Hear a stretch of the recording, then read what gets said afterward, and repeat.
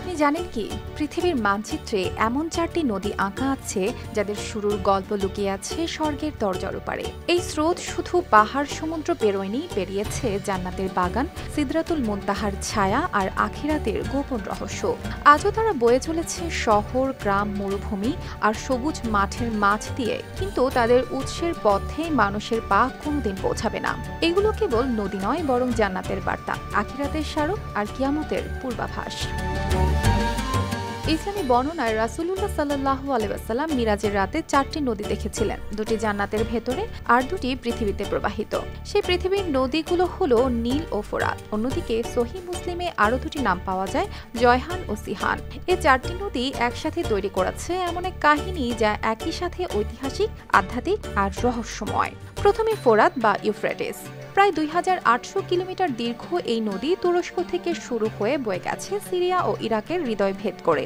রাসূলুল্লাহ সাল্লাল্লাহু আলাইহি ওয়াসাল্লাম সতর্ক করেছিলেন কিয়ামতের আগে এটি শুকিয়ে যাবে আর তলদেশ থেকে বের হবে স্বর্ণের পাহাড়। সেই সোনা নিয়ে এমন লড়াই হবে যেখানে 100 জনের মধ্যে 99 জন মারা যাবে। আজ এই নদীর পানি ধীরে ধীরে কমছে, যেন সময়ের বালুকণায় ভেসে উঠেছে সেই ভবিষ্যৎবাণীর ছায়া। তারপর নীলনদ, আফ্রিকার প্রাণ। কালার এক্সপার্ট, জর্জ স্যাপ এবং মাইল্ড অন হ্যান্ডস টেকনোলজি সমৃদ্ধ অরিক্স ক্রিস্টাল ওয়াশ আপনার লন্ড্রি এক্সপার্ট।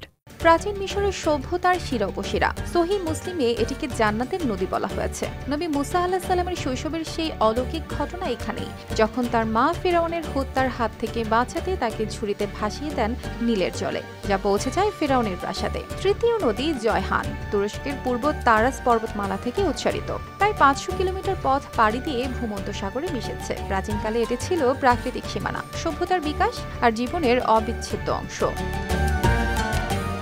চতুর্থ নদী সিহান, যা প্রাচীনকালে সেরাস নামে পরিচিত ছিল। প্রায় 560 কিলোমিটার দীর্ঘ এই নদী কৃষি, বিদ্যুৎ উৎপাদন ও সভ্যতার সমৃদ্ধিতে যুগে যুগে গুরুত্বপূর্ণ ভূমিকা রেখেছে। এর পানিতেই টিকে আছে তুলা, গম, ফল আর শাকসবজির বিশাল ক্ষেত। এই 4 নদী শুধু ভৌগোলিক বিষয় নয়, এগুলো জান্নাতের বরকতের স্রোতধারা, যা আখিরাতের কথা মনে করিয়ে দেয়। হয়তো একদিন যখন এই স্রোত থেমে যাবে, তখনই শুরু হবে সেই সময় যেটি নিয়ে সতর্ক করে গেছেন প্রিয় নবী সাল্লাল্লাহু আলাইহি সাল্লাম। অর্পিতা জাহান, RTV।